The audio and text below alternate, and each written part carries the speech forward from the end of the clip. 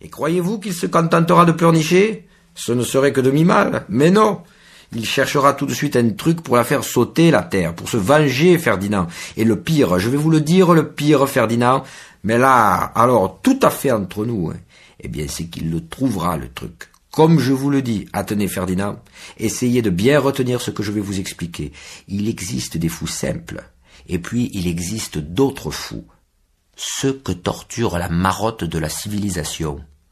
Il m'est affreux de penser que Parapine est arrangé parmi ceux-ci. Savez-vous ce qu'un jour il m'a dit? Non, monsieur. Eh bien, il m'a dit, entre le pénis et les mathématiques, monsieur Bariton, il n'existe rien. Rien, c'est le vide. Et puis tenez-vous encore. Savez-vous ce qu'il attend pour me reparler à nouveau? Non, monsieur Bariton, non, je n'en sais rien du tout. Il ne vous l'a donc pas raconté? Non, pas encore. Eh bien, à moi, il me l'a dit. Il attend qu'advienne l'âge des mathématiques. Tout simplement. Il est absolument résolu. Comment trouvez-vous cette manière impertinente d'agir à mon égard? Son aîné, son chef. Il fallait bien que je me misse à rigoler un brin pour que passe entre nous cette exorbitante fantaisie. Mais Bariton n'entendait plus la bagatelle. Il trouvait même le moyen de s'indigner de bien d'autres choses. Ah, Ferdinand, je vois que tout ceci ne vous semble qu'anodin. Innocente parole, billevesée extravagante entre tant d'autres. Voici ce que vous semblez conclure, rien que cela, n'est-ce pas? Oh, imprudent Ferdinand! Laissez-moi au contraire vous mettre bien soigneusement en garde contre ces errements, futiles seulement d'apparence.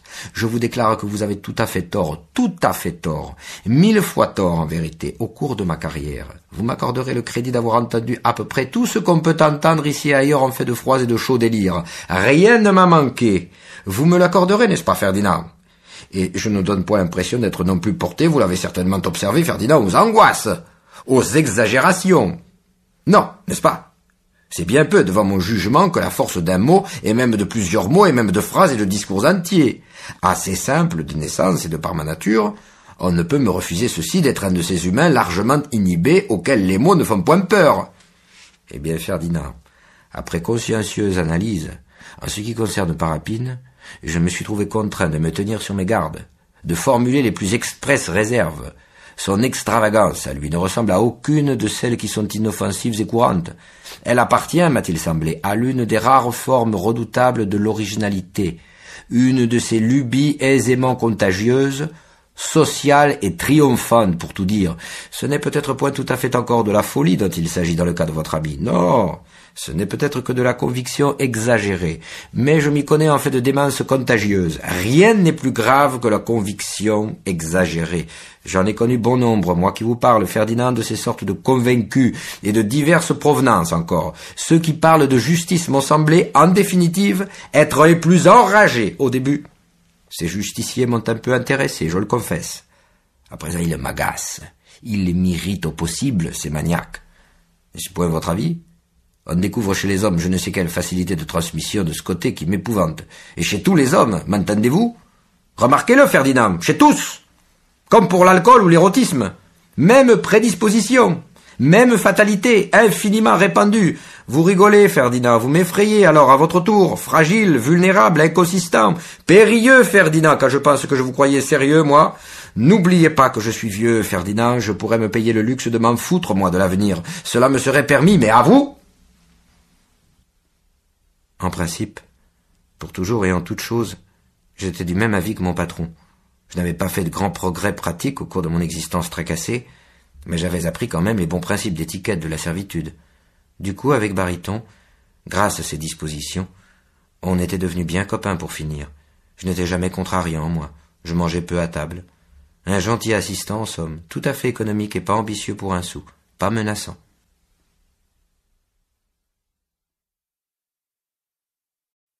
Vigny-sur-Seine se présente entre deux écluses, entre ces deux coteaux dépouillés de verdure. C'est un village qui mue dans sa banlieue. Paris va le prendre. Il perd un jardin par mois. La publicité, dès l'entrée, le bariole en balai russe. La fille de l'huissier sait faire des cocktails. Il n'y a que le tramway qui tienne à devenir historique. Il ne s'en ira pas sans révolution. Les gens sont inquiets, les enfants n'ont déjà plus le même accent que leurs parents. On se trouve comme gêné quand on y pense d'être encore de Seine-et-Oise. Le miracle est en train de s'accomplir. La dernière boule de jardin a disparu avec l'arrivée de Laval aux affaires, et les femmes de ménage ont augmenté leur prix de 20 centimes de l'heure depuis les vacances. Un bookmaker est signalé. La receveuse des postes achète des romans pédérastiques, et elle en imagine de bien plus réalistes encore. Le curé dit merde quand on veut, et donne des conseils de bourse à ceux qui sont bien sages. La Seine a tué ses poissons, et s'américanise entre une rangée double de verseurs tracteurs-pousseurs qui lui forment au ras des rives un terrible râtelier de pourriture et de ferraille. 3 lotisseurs viennent d'entrer en prison. On s'organise. Cette transformation foncière locale n'échappe pas à Bariton. Il regrette amèrement de ne pas avoir su acheter d'autres terrains encore dans la vallée d'à côté, 20 ans plus tôt, alors qu'on vous priait encore de les enlever à 4 sous du mètre, comme de la tarte pas fraîche. Tant de la bonne vie passée. Heureusement, son institut psychothérapique se défendait encore gentiment, cependant passant mal. Les familles insatiables n'en finissaient pas de lui réclamer, d'exiger encore et toujours des plus nouveaux systèmes de cure, des plus électriques, des plus mystérieux, des plus tout, des plus récents mécanismes surtout, des plus impressionnants appareils et tout de suite encore, et sous peine d'être dépassés par la concurrence, il fallait qu'ils s'y mettent. Par ces maisons similaires embusquées dans les futaies voisines d'Asnières, de Passy, de Montretout, à l'affût elles aussi de tous les gagas de luxe. Il s'empressait, Bariton, guidé par Parapine, de se mettre au goût du jour, au meilleur compte, bien sûr, au rabais, d'occasion, en solde, mais sans désemparer, à coups de nouveaux engins électriques, pneumatiques, hydrauliques, semblait ainsi toujours mieux équipé pour courir après les lubies des petits pensionnaires vétilleux et fortunés. Il en gémissait d'être contraint aux inutiles apparats, d'être obligé de se concilier la faveur des fous même. Au moment où j'ouvris mon asile, me confiait-il un jour, épanchant ses regrets, c'était juste avant l'exposition, Ferdinand, la grande. Nous ne formions, nous autres aliénistes, qu'un nombre très limité de praticiens, et bien moins curieux et moins dépravés qu'aujourd'hui, je vous prie de le croire. Nul n'essayait alors parmi nous d'être aussi fou que le client. La mode n'était pas encore venue de délirer sous prétexte de mieux guérir. Mode obscène, remarquez-le, comme presque tous ceux qui nous viennent de l'étranger. Au temps de mes débuts, donc, les médecins français, Ferdinand, se respectaient encore. Ils ne se croyaient pas contraints de battre la campagne en même temps que leurs malades, histoire de se mettre au diapason, sans doute, que sais-je, moi, de leur faire plaisir. Où cela nous conduira-t-il, je vous le demande? À force d'être plus astucieux, plus morbides, plus pervers que les persécutés les plus détraqués de nos asiles, de nous vautrer avec une sorte de nouvel orgueil fangeux dans toutes les insanités qui nous présentent, où allons-nous? Êtes-vous en mesure de me rassurer, Ferdinand, sur le sort de notre raison, et même du simple bon sens? À ce trait, que va-t-il nous en demeurer du bon sens? Rien. C'est à prévoir, absolument rien. Je puis vous le prédire, c'est évident. D'abord, Ferdinand, tout n'arrive-t-il pas à se valoir en présence d'une intelligence réellement moderne? Plus de blanc, plus de noir, non plus tous ces filoches. C'est le nouveau genre, c'est la mode. Pourquoi dès lors ne pas devenir fous nous-mêmes, tout de suite, pour commencer, et nous en vanter encore, proclamer la grande pagaille spirituelle, nous faire de la réclame avec notre démence? Qui peut nous retenir? Je vous le demande, Ferdinand. Quelques suprêmes et superflus scrupules humains? Quelles insipides timidités encore, hein? Tenez, il m'arrive, Ferdinand, quand j'écoute certains de nos confrères, et ceux-ci, remarquez-le, parmi les plus estimés, les plus recherchés par la clientèle et les académies, de me demander où ils nous mènent. C'est infernal, en vérité. Ces forcenés me déroutent, m'angoissent, me diabolisent, et surtout me dégoûtent. Rien qu'à les entendre nous rapporter au cours d'un de ces congrès modernes les résultats de leurs recherches familières, je suis pris de blême panique, Ferdinand. Ma raison me trahit rien qu'à les écouter, possédés, vicieux, captieux et retors, ces favoris de la psychiatrie récente, à coups d'analyse superconsciente nous précipitent aux abîmes, tout simplement aux abîmes. Un matin, si vous ne réagissez pas, Ferdinand, vous les jeunes, nous allons passer, comprenez-moi bien, passer, à force de nous étirer, de nous sublimer, de nous tracasser l'entendement, de l'autre côté de l'intelligence, du côté infernal, celui-là, du côté dont on ne revient pas. D'ailleurs, on dirait déjà qu'ils y sont enfermés, ces super malins, dans la cave aux damnés, à force de se masturber la jugeote jour après nuit. Je dis bien jour et nuit parce que vous savez, Ferdinand, qu'ils n'arrêtent même plus la nuit de se forniquer à longueur de rêve, ces salauds-là. C'est tout dire, et je te creuse, et je te la dilate, la jugeote, et je te me la tyrannise, et ce n'est plus autour d'eux qu'une ragouillasse dégueulasse de débris organiques, une marmelade de symptômes de délires en compote qui leur suintent et leur dégoulinent de partout. On en a plein les mains de ce qui reste, et de l'esprit. On en est tout englué, grotesque, méprisant, puant. Tout va s'écrouler, Ferdinand. Tout s'écroule, je vous le prédis, moi, le vieux baryton. Et pour dans pas longtemps encore. Et vous verrez cela, Ferdinand, l'immense débandade, parce que vous êtes jeune encore, vous la verrez. Ah, je vous en promets des réjouissances, vous y passerez tous chez le voisin, hop, d'un bon coup de délire en plus, un de trop, et vroom, en avant chez le fou, enfin, vous serez libérés, comme vous dites. Ça vous a trop tenté depuis trop longtemps, pour une audace, ça en sera une d'audace, mais quand vous y serez chez le fou, petits amis, je vous l'assure que vous y resterez. Retenez bien ceci, Ferdinand. Ce qui est le commencement de la fin de tout, c'est le manque de mesure. La façon dont elle a commencé, la grande débandade. Je suis bien placé, moi, pour vous le raconter. Par les fantaisies de la mesure que ça a commencé, par les outrances étrangères. Plus de mesure, plus de force, c'était écrit. Alors, au néant, tout le monde? Pourquoi pas? Tous? C'est entendu, nous n'y allons pas d'ailleurs, on y court, c'est une véritable ruée. Je l'ai vu, moi, à l'esprit, Ferdinand, céder peu à peu de son équilibre, et puis se dissoudre dans la grande entreprise des ambitions apocalyptiques. Ça a commencé vers 1900, c'est une date. À partir de cette époque, ce ne fut plus dans le monde en général et dans la psychiatrie en particulier qu'une course frénétique à qui deviendrait plus pervers, plus salace, plus original, plus dégoûtant, plus créateur, comme ils disent, que le petit copain. Une belle salade. Ce fut à qui se vouerait au monstre le plus tôt possible, à la bête sans cœur et sans retenue. Elle nous bouffera tous, la bête, Ferdinand, c'est entendu et c'est bien fait. La bête? Une grosse tête qui marche comme elle veut. Ses guerres et ses baves flamboient déjà vers nous et de toutes parts. Nous voici en plein déluge, tout simplement. Ha! On s'ennuyait, paraît-il, dans le conscient. On ne s'ennuiera plus. On a commencé par s'enculer, pour changer, et alors on s'est mis du coup à les éprouver, les impressions et les intuitions, comme des femmes. Est-il d'ailleurs nécessaire encore au point où nous en sommes de s'encombrer d'un traître mot de logique? Bien sûr que non. Ce serait plutôt une espèce de gêne, la logique. En présence de savants psychologues infiniment subtils comme notre temps les façonne, réellement progressistes. N'allez point pour cela me faire dire, Ferdinand, que je méprise les femmes. Que non, vous le savez bien, mais je n'aime pas leurs impressions. Je suis une bête à testicules, moi, Ferdinand. Et lorsque je tiens un fait, alors j'ai bien du mal à le lâcher. L'autre jour, tenez. Il m'en est arrivé une belle à ce propos. On me demandait de recevoir un écrivain. Il battait la campagne, l'écrivain. Savez-vous ce qu'il gueulait depuis plus d'un mois? On liquide, on liquide. Comme ça qu'il vociférait à travers la maison. Lui, ça y était, on pouvait le dire. Il y était passé de l'autre côté de l'intelligence. Mais c'est que précisément, il éprouvait encore toutes les peines du monde à liquider. Un vieux rétrécissement l'empoisonnait d'urine, lui barrait la vessie. Je n'en finissais pas de le sonder, de le débarrasser goutte à goutte. La famille insistait pour que ça lui vienne, malgré tout, de son génie. J'avais beau essayer de lui expliquer à la famille que c'était plutôt la vessie qu'il avait de malade, leur écrivain. Il n'en démordait pas. Pour eux, il avait succombé à un moment d'excès de ce génie, et voilà tout. Il a bien fallu que je me range à leur avis, finalement. Vous savez, n'est-ce pas, ce que c'est qu'une famille? Impossible de faire comprendre à une famille qu'un homme, parent ou pas, ce n'est rien après tout que de la pourriture en suspens.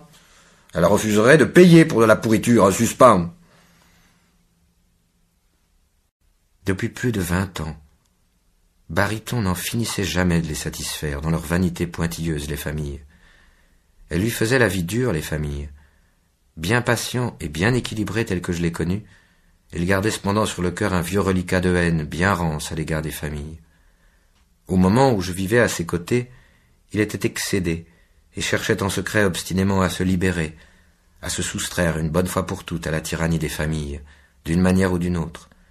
Chacun possède ses raisons pour s'évader de sa misère intime, et chacun de nous, pour y parvenir, emprunte aux circonstances quelque ingénieux chemin. Heureux ceux auxquels le bordel suffit.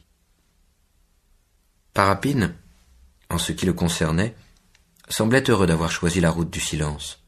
Baryton, lui, je ne le compris que plus tard, se demandait en conscience s'il arriverait jamais à se débarrasser des familles, de leur suggestion, des 1000 platitudes répugnantes de la psychiatrie alimentaire, de son état, en somme.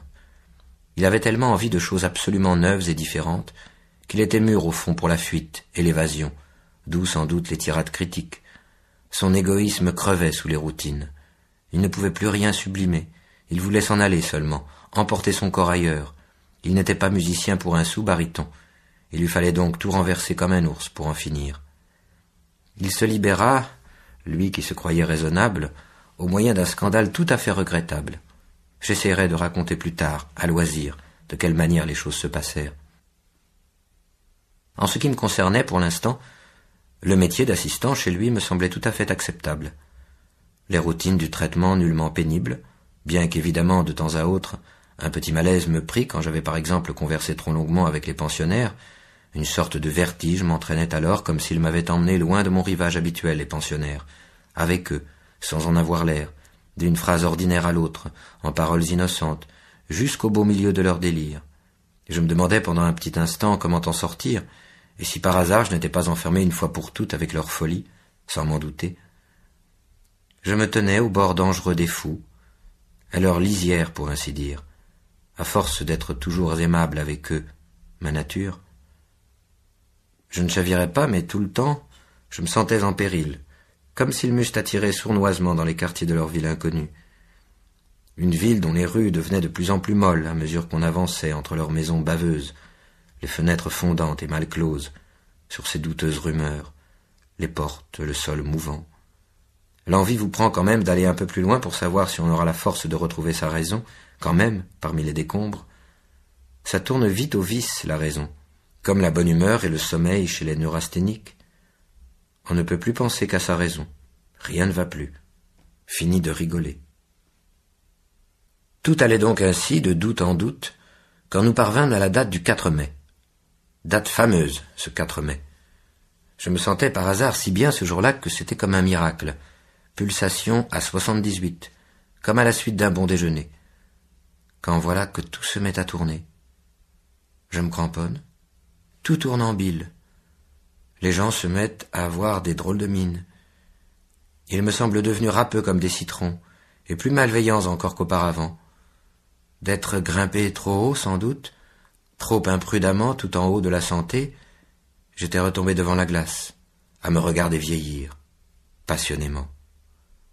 On ne compte plus ses dégoûts, ses fatigues. Quand ces jours merdeux arrivent accumulés entre le nez et les yeux, il y en a rien que là, pour des années de plusieurs hommes. Il y en a bien de trop pour un homme. À tout prendre, soudain j'eusse préféré dans l'instant retourner au Tarapout, surtout que Parapine avait cessé de me parler, à moi aussi. Mais du côté du Tarapout, j'étais brûlé. C'est dur de n'avoir que son patron pour tout confort spirituel et matériel, surtout quand c'est un aliéniste et qu'on n'est plus très sûr de sa propre tête. Faut tenir, ne rien dire. Il nous restait à parler de femmes ensemble. C'était un sujet bénin et grâce auquel je pouvais encore espérer l'amuser de temps en temps. À cet égard, il m'accordait même un certain crédit d'expérience, une petite dégoûtante compétence. Il n'était point mauvais que Baryton me considérât dans mon ensemble avec quelque mépris. Un patron se trouve toujours un peu rassuré par l'ignominie de son personnel. L'esclave doit être coûte que coûte un peu et même beaucoup méprisable. Un ensemble de petites tares chroniques morales et physiques justifie le sort qui l'accable. La terre tourne mieux ainsi, puisque chacun se trouve dessus à sa place méritée. L'être dont on se sert doit être bas, plat, voué aux déchéances, cela soulage. Surtout qu'il nous payait tout à fait mal, Baryton. Dans ces cas d'avarice aiguë, les employeurs demeurent un peu soupçonneux et inquiets. Ratés, débauchés, dévoyés, dévoués, tout s'expliquait, se justifiait et s'harmonisait en somme. Il ne lui aurait pas déplu à Baryton que j'aie été un peu recherché par la police. C'est ça qui rend dévoué. J'avais renoncé d'ailleurs, depuis belle lurette, à toute espèce d'amour-propre. Ce sentiment m'avait semblé toujours très au-dessus de ma condition, 1000 fois trop dispendieux pour mes ressources. Je me trouvais tout à fait bien d'en avoir fait le sacrifice une fois pour toutes. Et il me suffisait à présent de me maintenir dans un équilibre supportable, alimentaire et physique. Le reste ne m'importait vraiment plus du tout. Mais j'éprouvais quand même bien du mal à franchir certaines nuits, surtout quand le souvenir de ce qui s'était passé à Toulouse venait me réveiller pendant des heures entières. Et j'imaginais alors, je ne pouvais m'en empêcher, toutes espèces de suites dramatiques à la dégringolade de la mère en rouille dans sa fosse à momie, et la peur me montait des intestins, m'attrapait le cœur et me le tenait, à battre, jusqu'à m'en faire bondir tout entier hors du plumard, pour arpenter ma chambre dans un sens et puis dans l'autre, jusqu'au fond de l'ombre et jusqu'au matin. Au cours de ces crises, je me prenais à désespérer de me retrouver jamais assez d'insouciance pour pouvoir me rendormir jamais. Ne croyez donc jamais d'emblée au malheur des hommes. Demandez-leur seulement s'ils peuvent dormir encore. Si oui, tout va bien, ça suffit. Il ne m'arriverait plus jamais à moi de dormir complètement. J'avais perdu comme l'habitude de cette confiance, celle qu'il faut bien avoir, réellement immense, pour s'endormir complètement parmi les hommes. Il m'aurait fallu au moins une maladie, une fièvre, une catastrophe précise, pour que je puisse la retrouver un peu, cette indifférence, et neutraliser mon inquiétude à moi, et retrouver la sotte et divine tranquillité. Les seuls jours supportables dont je puisse me souvenir au cours de bien des années, ce furent quelques jours d'une grippe lourdement fiévreuse. Bariton ne me questionnait jamais à propos de ma santé. Il évitait d'ailleurs aussi de s'occuper de la sienne. La science et la vie forment des mélanges désastreux, Ferdinand. Évitez toujours de vous soigner, croyez-moi. Toute question posée au corps devient une brèche, un commencement d'inquiétude, d'obsession. Tels étaient ses principes biologiques simplistes et favoris. Il faisait en somme le malin. Le connu me suffit bien, disait-il fréquemment encore, histoire de m'en mettre plein la vue. Il ne me parlait jamais d'argent, mais c'était pour y penser davantage plus intimement. Les démêlés de Robinson avec la famille en rouille, je les gardais, assez incompris encore, sur la conscience, et souvent j'essayais de lui en raconter des bouts et des épisodes à Bariton, mais ça ne l'intéressait pas du tout. Il préférait mes histoires d'Afrique, surtout celles où il était question des confrères que j'avais rencontrés un peu partout, de leurs pratiques médicales à ses confrères peu ordinaires, pratiques étranges ou douteuses. De temps en temps, à l'asile, nous passions par une alerte à cause de sa fillette, Aimée. Soudain, à l'heure du dîner, on ne la retrouvait plus, ni dans le jardin, ni dans sa chambre. Pour ma part, je m'attendais toujours à la retrouver un beau soir, dépecée derrière un bosquet. Avec nous fous déambulant partout, le pire pouvait lui advenir. Elle avait échappé d'ailleurs de justesse au viol, bien des fois déjà. Et alors c'étaient des cris, des douches, des éclaircissements à n'en plus finir. On avait beau lui défendre de passer par certaines allées trop abritées, elle y retournait, cet enfant, invinciblement, dans les petits coins. Son père ne manquait pas à chaque fois de la fesser, et mémorablement. Rien n'y faisait. Je crois qu'elle aimait l'ensemble. En croisant, en doublant les fous à travers les couloirs, nous, du personnel, nous devions toujours demeurer un peu sur nos gardes. Les aliénés ont le meurtre encore plus facile que les hommes ordinaires. Ainsi cela nous était devenu une sorte d'habitude de nous placer pour les croiser, le dos au mur, toujours prêts à les recevoir d'un grand coup de pied dans le bas du ventre au premier geste. Ils vous épient, ils passent. Folie à part, on s'est parfaitement compris. Bariton déplorait qu'aucun de nous ne sache jouer aux échecs. Il fallut que je me misse à apprendre ce jeu, rien que pour lui faire plaisir. Dans la journée, il se distinguait par une activité tracassière et minuscule, Bariton, qui rendait la vie bien fatigante autour de lui. Une nouvelle petite idée, du genre platement pratique, lui jaillissait chaque matin. Remplacer le papier en rouleau des cabinets par du papier en folio dépliable nous força à réfléchir pendant toute une semaine, que nous gaspillâmes dans résolutions contradictoires. Finalement, il fut décidé qu'on attendrait le mois des soldes pour faire un tour dans les magasins. Après cela survint un autre tracas oiseux, celui des gilets de flanelle. Fallait-il donc les porter dessous ou dessus la chemise, et la façon d'administrer le sulfate de soude. Parapine se dérobait par un silence tenace à ces controverses sous-intellectuelles. Stimulé par l'ennui, j'avais fini par lui raconter à Bariton beaucoup plus d'aventures encore que tous mes voyages n'en avaient jamais comporté. J'étais épuisé. Et ce fut à son tour finalement d'occuper entièrement la conversation vacante, rien qu'avec ses propositions et ses réticences minuscules. On n'en sortait plus. C'est par l'épuisement qu'il m'avait tu. Et je ne possédais pas, moi, comme Parapine, une indifférence absolue pour me défendre. Il fallait au contraire que je lui réponde malgré moi. Je ne pouvais plus m'empêcher de discutailler à l'infini sur les mérites comparatifs du cacao et du café crème. Il m'ensorcelait de sottises. Nous remettions ça encore à propos de tout et de rien, des bavaris, du courant faradique, Optima, du traitement des cellulites de la région du coude.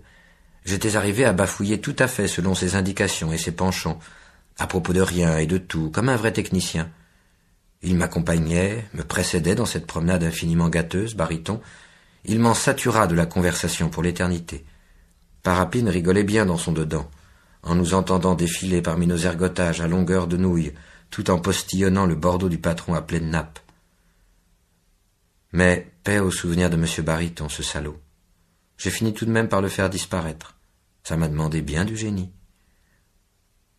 Parmi les clientes, dont on m'avait confié plus spécialement la garde, les plus baveuses me donnaient un foutu tintouin. Leur douche par-ci, leur sonde par-là, leurs petits vices, ses vices, et leur grande béance à tenir toujours propre. Une des jeunes pensionnaires me valait assez souvent des observations du patron. Elle détruisait le jardin en arrachant des fleurs, c'était sa manie, et je n'aimais pas ça, les observations du patron. La fiancée, qu'on l'appelait, une Argentine. Au physique, pas mal du tout, mais au moral, rien qu'une idée, celle d'épouser son père. Alors elles y passaient une à une toutes les fleurs des massifs, pour se les piquer dans son grand voile blanc qu'elle portait jour et nuit, partout. Un cas dont la famille, religieusement fanatique, avait horriblement honte. Ils la cachaient au monde, leur fille, et son idée avec.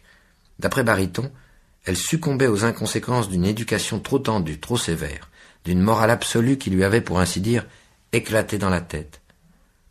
Au crépuscule, nous rentrions tout notre monde après avoir fait l'appel longuement, et nous passions encore par les chambres, surtout pour les empêcher, les exciter de se toucher trop frénétiquement avant de s'endormir. Le samedi soir, c'est bien important de les modérer, et d'y faire bien attention, parce que le dimanche, quand les parents viennent, c'est très mauvais pour la maison quand ils les trouvent masturbés à blanc, les pensionnaires. Tout ça me rappelait le coup de Bébert et du fin sirop. À Vigny, j'en donnais énormément de ce sirop-là. J'avais conservé la formule, j'avais fini par y croire. La concierge de l'asile tenait un petit commerce de bonbons avec son mari, un vrai costaud, auquel on faisait appel de temps à autre pour les coups durs. Ainsi passaient les choses et les mois, assez gentiment en somme, et on n'aurait pas eu trop à se plaindre si Bariton n'avait pas subitement conçu une autre nouvelle fameuse idée. Depuis longtemps, sans doute, il se demandait s'il ne pourrait pas des fois m'utiliser plus et mieux encore pour le même prix. Alors il avait fini par trouver. Un jour après le déjeuner, il l'a sorti, son idée. D'abord, il nous fit servir un saladier tout plein de mon dessert favori, des fraises à la crème. Ça m'a semblé tout de suite suspect. En effet, à peine avais-je fini de bouffer sa dernière fraise, qu'il m'attaquait d'autorité. « Ferdinand », qu'il me dit comme ça, « je me suis demandé si vous consentiriez à donner quelques leçons d'anglais à ma petite fille aimée. Qu'en dites-vous ? Je sais que vous possédez un excellent accent. Et dans l'anglais, n'est-ce pas, l'accent, c'est l'essentiel. Et puis d'ailleurs, soit dit sans vous flatter, vous êtes Ferdinand, la complaisance même. Mais certainement, monsieur Bariton, que je lui répondis, moi, pris de court. Et il fut convenu, sans désemparer, que je donnerais à Aimé, dès le lendemain matin, sa première leçon d'anglais. Et d'autres suivirent, ainsi de suite, pendant des semaines. C'est à partir de ces leçons d'anglais que nous entrâmes tous dans une période absolument trouble, équivoque, au cours de laquelle les événements se succédèrent dans un rythme qui n'était plus du tout celui de la vie ordinaire. Bariton tint à assister aux leçons, à toutes les leçons que je donnais à sa fille. En dépit de toute ma sollicitude inquiète, la pauvre petite Aimée ne mordait guère à l'anglais, pas du tout à vrai dire.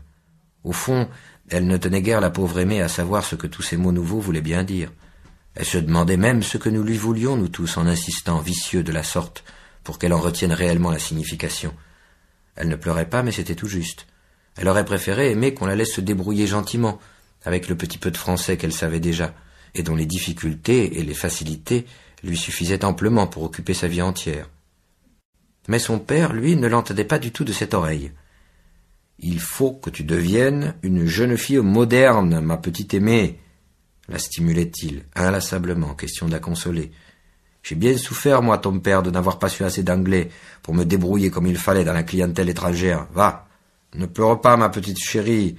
Écoute plutôt monsieur Bardamu, si patient, si aimable.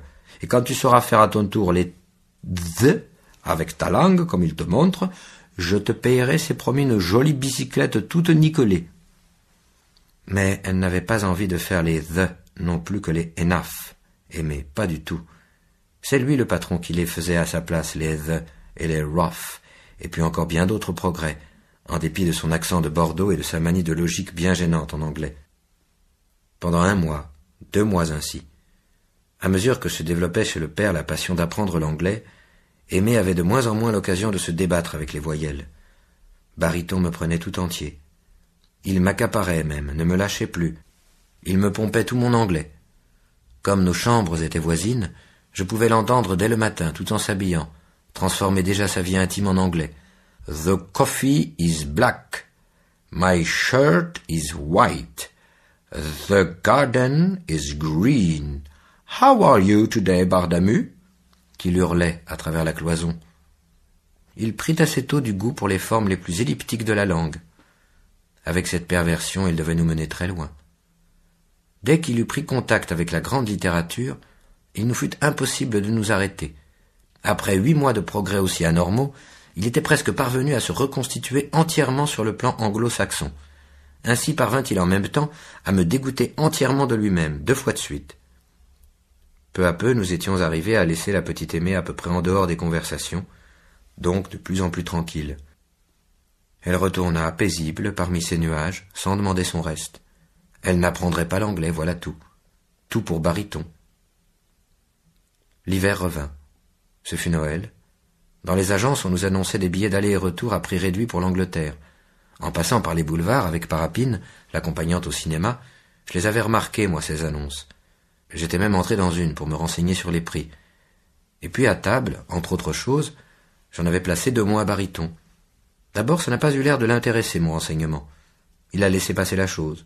Je croyais bien même que c'était tout à fait oublié, quand un soir, c'est lui-même qui s'est mis à m'en reparler, pour me prier de lui rapporter à l'occasion les prospectus. Entre nos séances de littérature anglaise, nous jouions assez souvent au billard japonais, et encore au bouchon, dans l'une des pièces d'isolement, celle-ci bien garnie de barreaux solides, située juste au-dessus de la loge à la concierge. Baryton excellait au jeu d'adresse. Parapine lui challengeait régulièrement l'apéritif, et le perdait tout aussi régulièrement.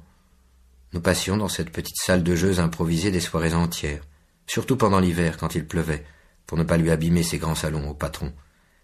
Quelquefois on plaçait un agité en observation dans cette même petite salle de jeu, mais c'était assez rare. Pendant qu'ils rivalisaient d'adresse, Parapine et le patron sur le tapis ou sur le plancher, au bouchon, je m'amusais, si je puis ainsi m'exprimer, à essayer d'éprouver les mêmes sensations qu'un prisonnier dans sa cellule. Ça me manquait comme sensation.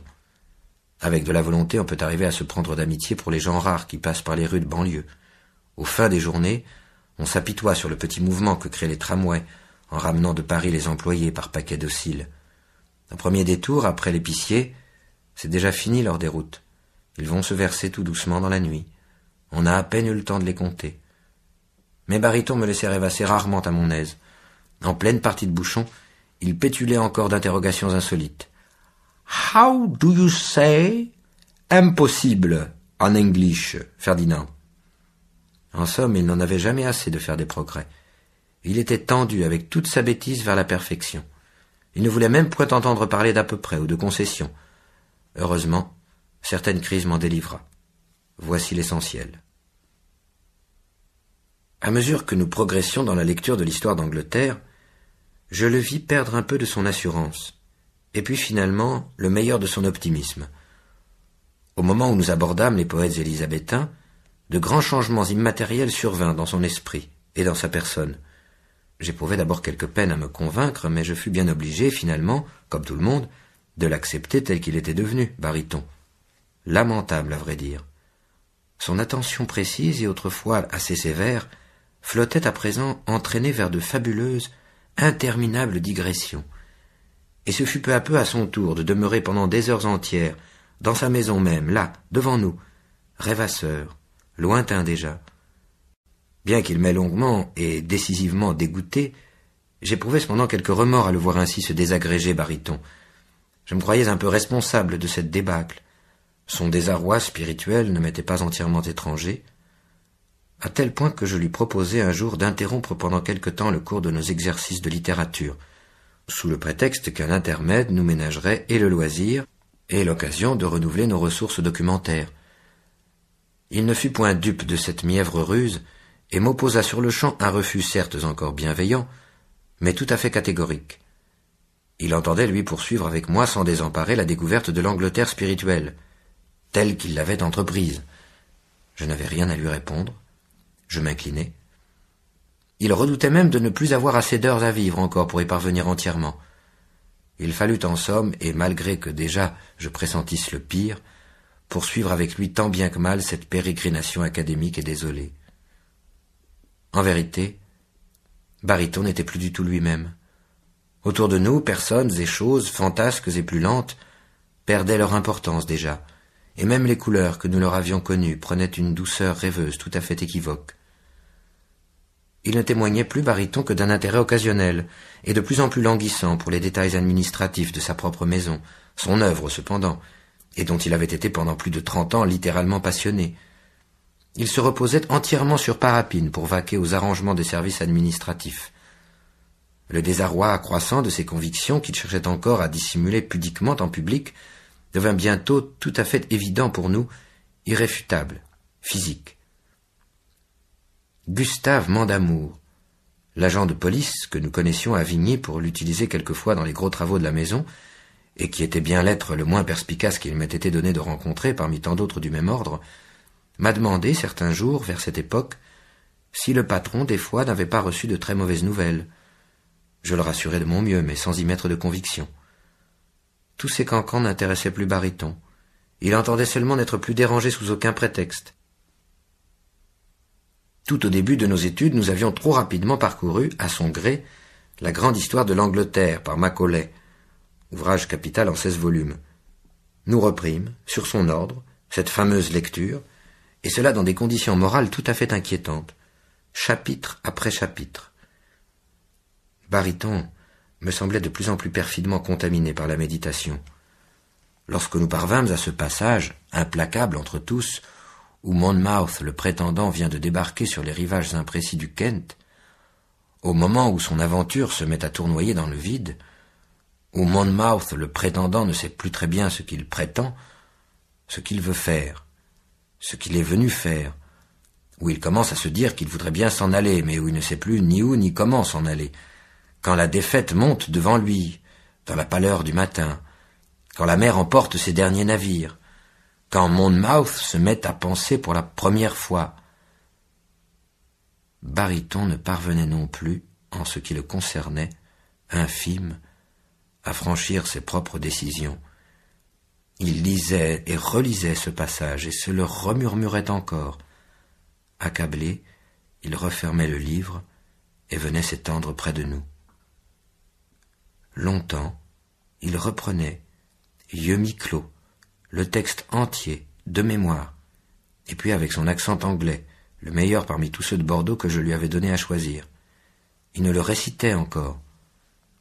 Dans l'aventure de Monmouth, quand tout le ridicule piteux de notre puérile et tragique nature se déboutonne pour ainsi dire devant l'éternité, il se prenait à son tour de vertige, Bariton, et comme il ne tenait déjà plus que par un fil à notre destin ordinaire, il lâcha la rampe. Depuis ce moment, je peux bien le dire, il ne fut plus des nôtres. Il ne pouvait plus. Dès la fin de cette même soirée, il me demanda de venir le rejoindre dans son cabinet directorial. Certes, je m'attendais au point où nous en étions à ce qu'il me fît part de quelque suprême résolution, de mon renvoi immédiat par exemple, eh bien pas du tout. La décision à laquelle il s'était arrêté m'était au contraire entièrement favorable. Or il m'arrivait si rarement d'être surpris par un sort favorable que je ne pus m'empêcher de verser quelques larmes. Bariton voulut bien prendre ce témoignage de mon émoi pour du chagrin, et ce fut dès lors à son tour à me consoler. « Irez-vous jusqu'à douter de ma parole, Ferdinand, si je vous certifie qu'il m'a fallu bien plus et bien mieux que du courage pour me résoudre à quitter cette maison. Moi dont vous connaissez les habitudes si sédentaires, moi déjà presque vieillard en somme, et dont toute la carrière ne fut qu'une longue vérification, bien tenace, bien scrupuleuse, de tant de lentes ou promptes malices. Comment suis-je parvenu, est-ce croyable, en l'espace de quelques mois à peine, à tout abjurer? Et pourtant m'y voici corps et âme dans cet état de détachement, de noblesse.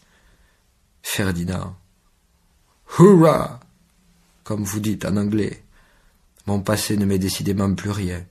Je vais renaître, Ferdinand, tout simplement. Je pars. Oh, vos larmes, bienveillant ami, ne sauraient atténuer le définitif dégoût que je ressens pour tout ce qui me retint ici, pendant tant et tant d'insipides années. C'en est trop. Assez, Ferdinand. Je pars, vous dis-je, je fuis, je m'évade. Certes, je me déchire, je le sais, je saigne, je le vois. Eh bien, Ferdinand, cependant pour rien au monde, Ferdinand, rien, vous ne me feriez revenir sur mes pas. M'entendez-vous?